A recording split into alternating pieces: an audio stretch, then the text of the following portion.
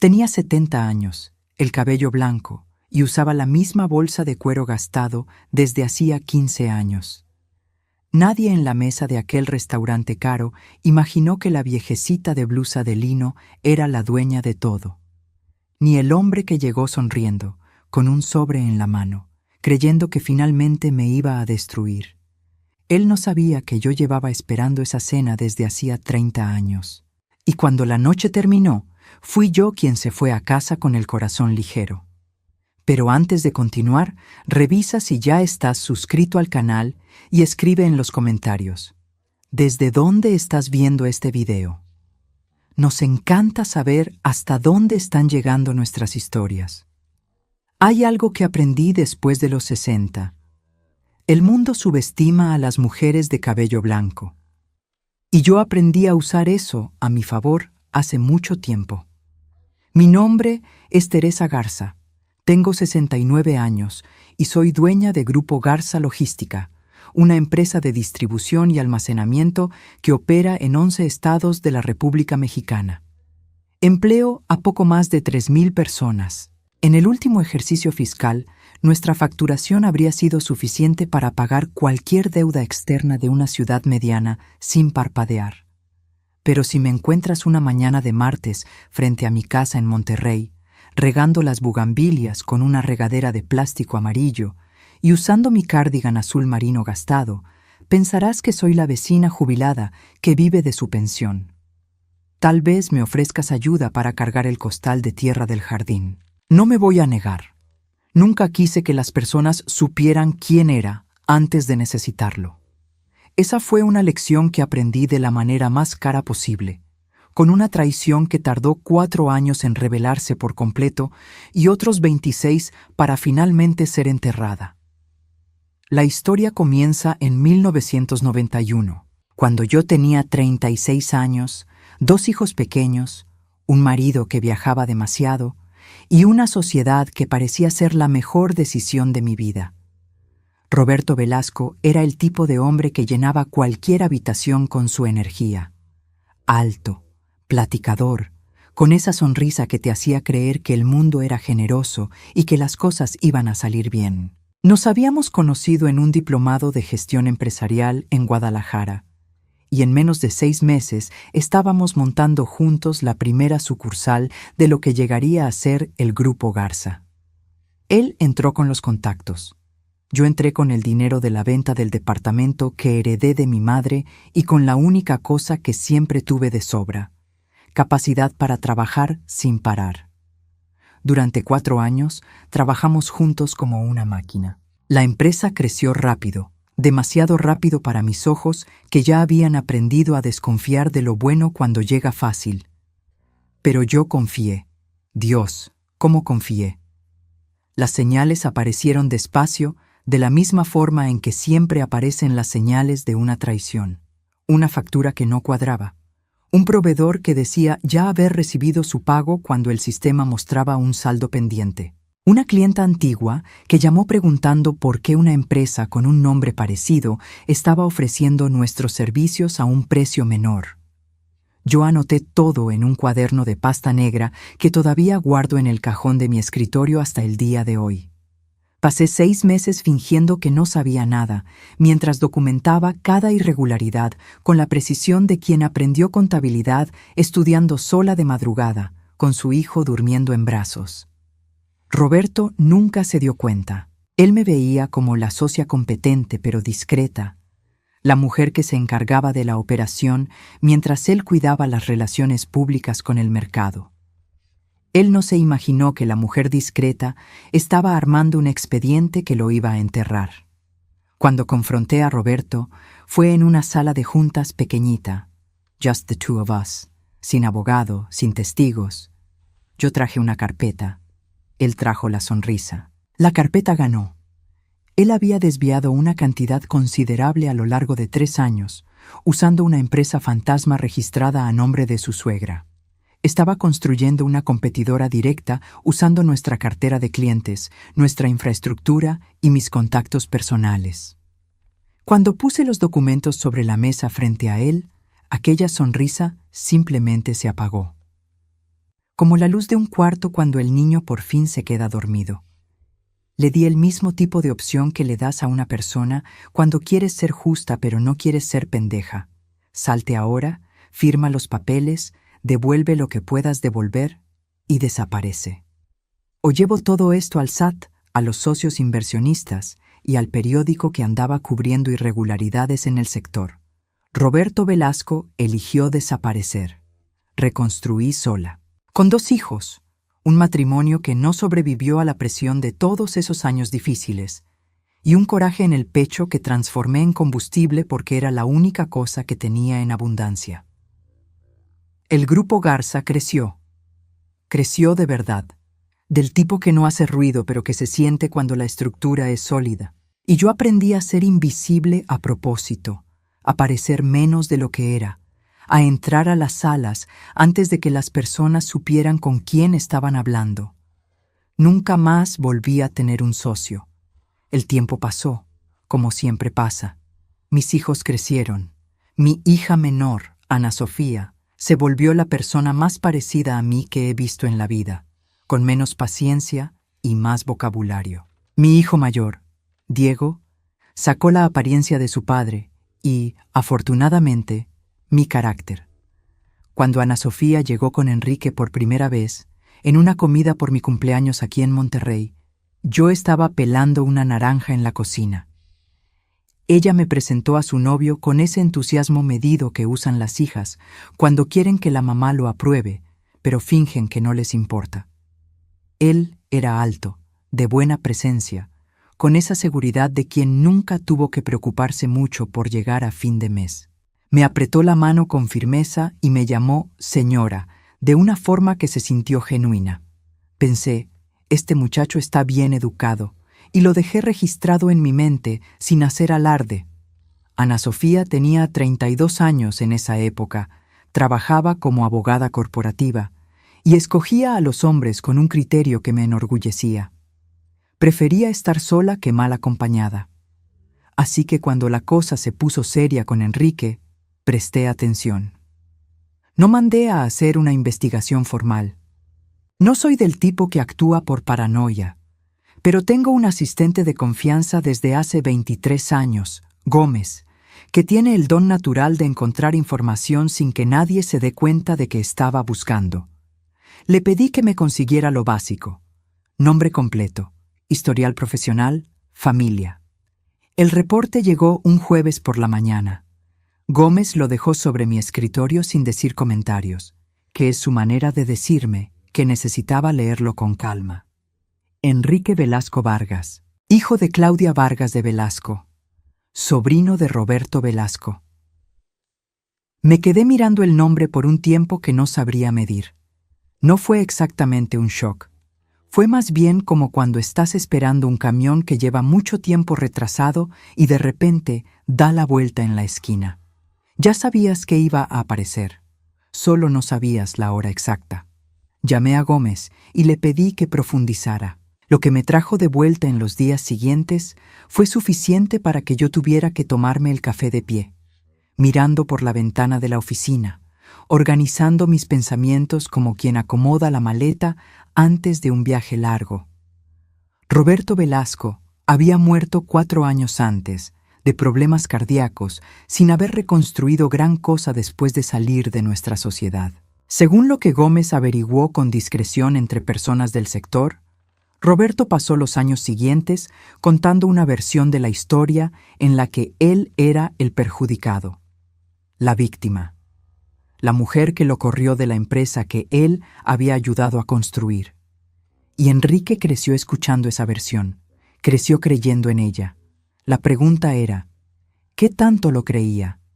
¿Y qué tanto esa creencia estaba guiando sus decisiones, incluyendo la de andar con la hija de Teresa Garza? Esperé. Observé. Dejé que pasaran los meses y presté atención a los pequeños detalles que a la gente se le escapan cuando creen que no los están observando. Enrique era muy atento con Ana Sofía. Eso era real. Pero había algo en las preguntas que me hacía sobre mí, sobre la empresa, sobre la estructura del grupo, que tenían un interés que parecía ir un poco más allá de la curiosidad natural de quien está entrando a una familia. Seguí esperando. Tengo 70 años. Aprendí que la paciencia es el único recurso que no se acaba con la edad. Se comprometieron en octubre. Ana Sofía me llamó llorando de felicidad, y yo lloré con ella, porque su alegría era real y la mía también. Enrique me pidió mi bendición antes, en un café rápido que organizó con una seriedad que me conmovió, independientemente de todo lo que yo sabía y que aún estaba procesando. Le dije que sí, porque yo le decía que sí a la felicidad de mi hija, y porque todavía no estaba segura de qué tanto sabía él o qué planeaba. Dar una bendición no es firmar un contrato, es abrir una puerta. Lo que entra por ella, lo evalúas después. La cena con su familia se programó para noviembre, en un restaurante en San Pedro Garza García, que yo nunca había frecuentado. Cuando Enrique sugirió el lugar, lo investigué discretamente. Menú sin precios en la página web. De esos donde el mesero te mira a los ojos con la intimidad de un viejo amigo. El tipo de lugar que la gente escoge cuando quiere impresionar o cuando quiere marcar territorio. Fui con una blusa de lino beige y mi bolsa vieja. Mi cabello blanco bien cuidado, sin exageraciones. Mi única concesión a la elegancia fue el arete de perla que perteneció a mi madre, porque a ella le gustaba entrar a lugares bonitos con al menos una cosa bonita encima. La madre de Enrique, Claudia, me recibió con ese abrazo largo de quien practicó frente al espejo. Cabello rubio bien tratado, ropa que era discreta pero claramente costosa, ese perfume que identificas como caro incluso sin conocer la marca. El padre, Omar Vargas, era más contenido. Me saludó con firmeza y evaluó mi ropa con una mirada rápida que pensó que no noté. Sí lo noté. La plática fue ligera al principio. Ana Sofía estaba radiante, Enrique estaba atento, el restaurante estaba bonito, con esa iluminación cálida de quien sabe que la comida necesita ayuda para verse aún mejor. Plática de familia, de planes de boda, de dónde iban a vivir. Y entonces, alrededor de la segunda hora, Claudia mencionó el nombre de su hermano. Fue suave, casi casual, metido en medio de una frase sobre historia familiar. Dijo algo así como que Enrique había heredado el espíritu emprendedor de su tío Roberto, que había sido un empresario brillante y que lamentablemente las circunstancias no habían sido amables con él. Sentí que Ana Sofía me miraba de reojo. Ella sabía lo básico de la historia con Roberto. Me había preguntado años atrás y se la conté con la versión más limpia que la verdad me permitía. Yo seguí comiendo. No levanté la cabeza de inmediato. Dejé que la palabra se asentara en la mesa antes de responder.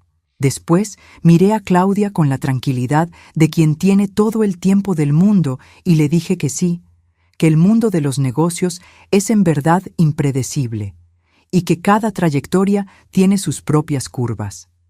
Ella sonrió con los ojos apretados. Esa sonrisa que no es sonrisa. Fue en ese momento cuando Omar metió la mano dentro de su saco. El sobre era grande, beige oscuro, del tipo que usas cuando quieres que el contenido parezca oficial y pesado. Omar lo puso sobre la mesa con una calma que reconocí de inmediato, porque es la calma de quien ensayó el movimiento. Aquí estaba la verdadera cena. Lo que había pasado antes solo fue el aperitivo. Ana Sofía se tensó a mi lado. Enrique miró el sobre y luego miró hacia otro lado, como quien no quiere ver lo que está a punto de pasar, pero tampoco se va. Esa mirada me dijo muchas cosas sobre él en ese momento. Omar empezó a hablar con voz medida, escogiendo las palabras como si estuviera dando una declaración oficial. Dijo que la familia guardaba documentos del periodo en que Roberto era socio de la empresa que se convertiría en el Grupo Garza. Dijo que esos documentos mostraban una versión de los hechos diferente a la que circulaba en el mercado. Que Roberto había sido coaccionado para salir, que se tomaron decisiones de forma que perjudicaron gravemente su parte, que la familia creía que había una injusticia histórica que merecía ser corregida. Mientras él hablaba, yo le presté atención a 3 cosas al mismo tiempo. A su voz, que tenía esa vibración de alguien que cree en lo que dice, o al menos cree que lo cree. Al rostro de Claudia, que tenía esa expresión de mujer que se preparó para una victoria, y al rostro de Enrique, que estaba mirando el mantel de la mesa con la mandíbula apretada. Este último rostro fue el que más me importó. Cuando Omar terminó, había una expectativa suspendida en el aire, de esas que aparecen cuando la gente cree que ya tiró la carta decisiva y están esperando a que el otro lado se derrumbe. No me derrumbé.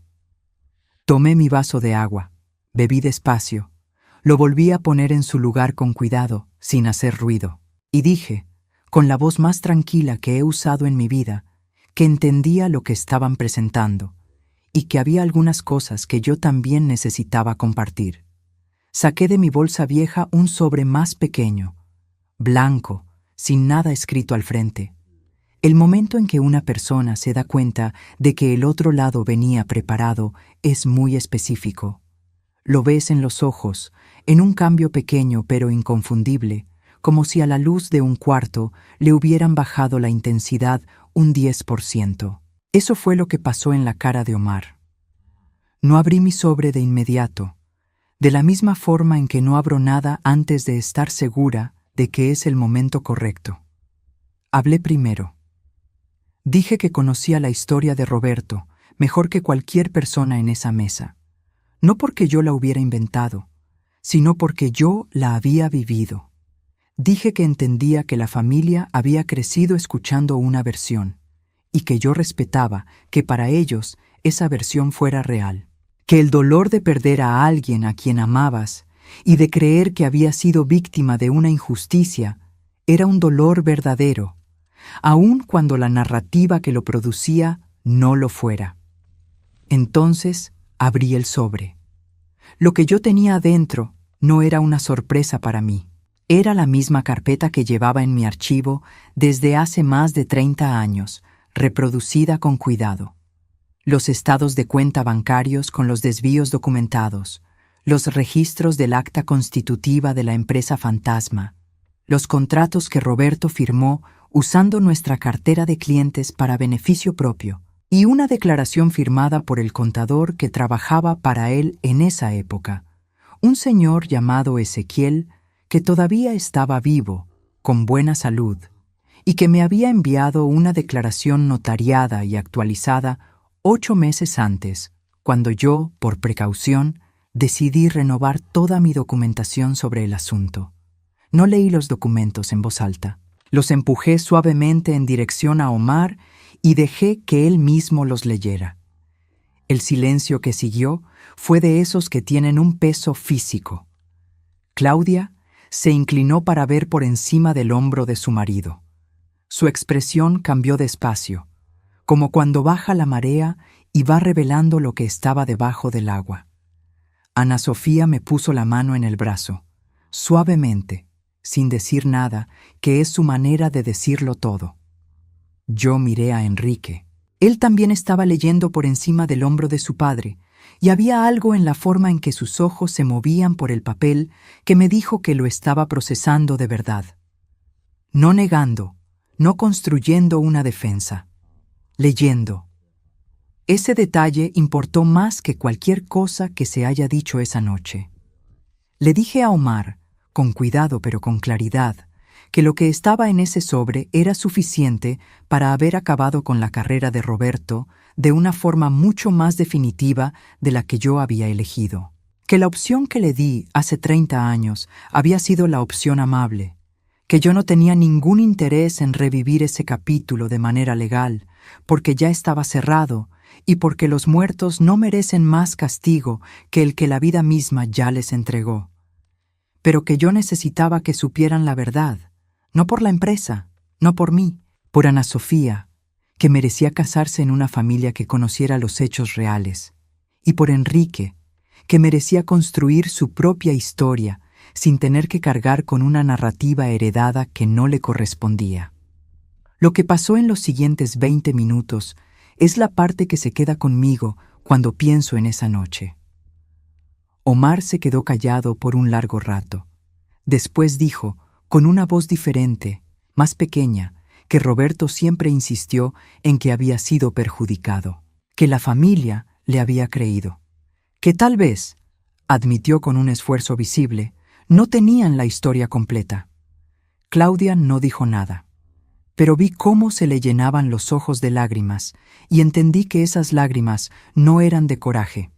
Eran las lágrimas de alguien que acababa de darse cuenta de que construyó años de resentimiento sobre unos cimientos que tenían menos solidez de lo que se imaginaba.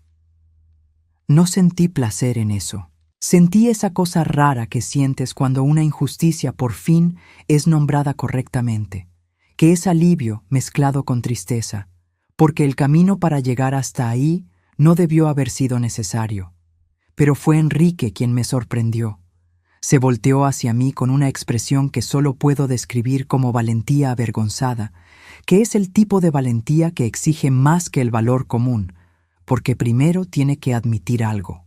Él dijo que sabía del historial entre las familias desde que él y Ana Sofía se pusieron serios, que su papá se lo había contado, que existía la esperanza, no de extorsión. Él mismo usó esa palabra, sino de alguna forma de reconocimiento o acuerdo, y que él había aceptado venir a la cena sin saber exactamente qué planeaba hacer su padre, lo cual, dijo mirando hacia el mantel de la mesa, no era excusa, era solo la verdad. Ana Sofía estaba calladísima a mi lado, y yo conocía ese silencio. Era su silencio procesando si el hombre que amaba era quien ella pensaba que era. Miré a Enrique por un rato. Pensé en los 30 años que habían pasado desde que me senté en una sala pequeña con Roberto Velasco y vi su sonrisa apagarse. Pensé en cómo las historias de familia se propagan como genes, pasando características de una generación a otra, algunas buenas, otras que necesitan ser interrumpidas conscientemente por alguien que decide que no va a seguir cargándolas. Y pensé que este muchacho, en ese momento, estaba haciendo exactamente eso, interrumpiendo. Le dije que apreciaba su honestidad, que no era poca cosa admitir lo que él acababa de admitir, frente a sus padres, frente a su prometida, en una noche que claramente no había salido como ninguno de los dos lados esperaba. Le dije que lo que me interesaba ahora no era el pasado, que ya había sido documentado, archivado y cerrado. Lo que me interesaba era saber qué tipo de hombre iba a elegir ser él de aquí en adelante. Ana Sofía respiró a mi lado, ese tipo de respiración que es casi como un suspiro de regreso a la vida. Le dije a la familia Vargas Velasco lo que tenía que decirse con toda la calma que 70 años de vida te dan, cuando dejas de importarte lo que la gente piensa de ti y empiezas a importarte únicamente por lo que es verdad. Que yo no guardaba rencor, que Roberto había tomado decisiones y vivido con las consecuencias de ellas, y que el asunto estaba cerrado, que la familia podía guardar la memoria de él de la forma que lo necesitaran, pero que la narrativa de víctima no correspondía con los hechos, y que seguir cargando con ella solo iba a perjudicar a las siguientes generaciones. Y entonces, porque era necesario ser completamente honesta, dije algo que no había planeado decir, pero que tenía que salir. Dije que el Grupo Garza era mío, que yo lo había construido sola, con mis manos, con el dinero de la herencia de mi madre, con noches sin dormir y decisiones que tomé cuando no tenía a nadie a quien consultarle. Que el nombre Garza era mi nombre, no el de ningún socio, y que yo cargaba con eso como cargo todo lo que es mío, sin hacer alarde, pero con firmeza. Dije que Ana Sofía, a los 25 años, se había convertido en socia minoritaria del grupo, porque fue la decisión más natural del mundo para mí. Que Enrique estaba a punto de entrar a esta familia no como un atajo hacia lo que no era de él, sino como alguien que tendría que ganarse su propia posición por su propio mérito, de la misma forma en que yo me gané cada cosa que tengo. Omar escuchó sin interrumpir. Claudia estaba mirando la mesa. Enrique me estaba mirando de frente, y había en esa mirada la mezcla específica de respeto y determinación de quien acaba de entender a qué tipo de familia está entrando. Les dejé los documentos. Ya no los necesitaba. La historia estaba contada, documentada y cerrada. El mesero apareció con el timing perfecto de quien se da cuenta de que la tensión bajó sin saber exactamente por qué, y preguntó si alguien quería postre. Ana Sofía dijo que sí, antes de que cualquier otro pudiera responder, y había tanto alivio en la velocidad de ese sí que casi me río. Pedí un flan y un café, porque cuando la noche es difícil y termina bien, te mereces un flan. Enrique y Ana Sofía se fueron más temprano. Necesitaban platicar a solas, lo cual era necesario y sano. Omar y Claudia salieron poco después, con esa postura de personas que vinieron a una batalla y ahora necesitan descubrir qué hacer con sus propias manos vacías. No había hostilidad. Solo estaba el silencio particular de quien va a necesitar replantearse muchas cosas. Me quedé sola en la mesa unos 10 minutos, tomándome el café despacio, viendo a la gente en el restaurante, toda esa vida sucediendo alrededor en paralelo, cada mesa con su propia historia, su propia tensión, sus propios sobres. Manejé de regreso a casa en mi Corolla blanco del 2011, con el limpiaparabrisas del lado del conductor que rechina un poco cuando el vidrio está seco. Necesito cambiarlo desde hace 2 años. No lo cambio porque funciona. Llegando a casa, las bugambilias estaban en el porche como de costumbre, bajo la luz amarilla del jardín que dejo prendida por hábito. Me senté en la silla de mimbre de la entrada antes de abrir la puerta, como hago en las noches en las que necesito un minuto de transición entre el mundo de allá afuera y el silencio de adentro. El celular vibró. Era Ana Sofía. Mandó solo una frase. Mamá, eres la mujer más increíble que he conocido, y te odio por el flan que te comiste tú sola. Le respondí con un emoji de corazón y me fui a dormir. En algún lugar de la ciudad, Omar y Claudia Vargas iban a pasar esa noche releyendo una historia que creían que se sabían. Y Roberto Velasco, donde quiera que estuviera, iba a seguir siendo lo que siempre fue, un hombre que tomó decisiones, vivió con ellas y construyó una narrativa que finalmente, esa noche, había encontrado el final que se merecía. Yo tenía 70 años, un cardigan gastado, bugambilias en el porche y un flan de postre. No necesitaba nada más. Algunas mujeres construyen imperios para probar algo. Yo construí el mío para proteger lo que era mío. Hay una diferencia enorme entre esas dos cosas. Y esa noche, finalmente, todo el mundo en la mesa había entendido cuál era. Ahora, si te gustó esta historia, haz clic en suscribirte y dime en los comentarios qué parte te dejó con la boca abierta. Y no olvides hacerte miembro para tener acceso a videos exclusivos que no publico aquí. Allá te espero. ¿Te gustaría que te ayude a crear ideas o un guión visual en caso de que vayas a producir este texto para un canal de YouTube?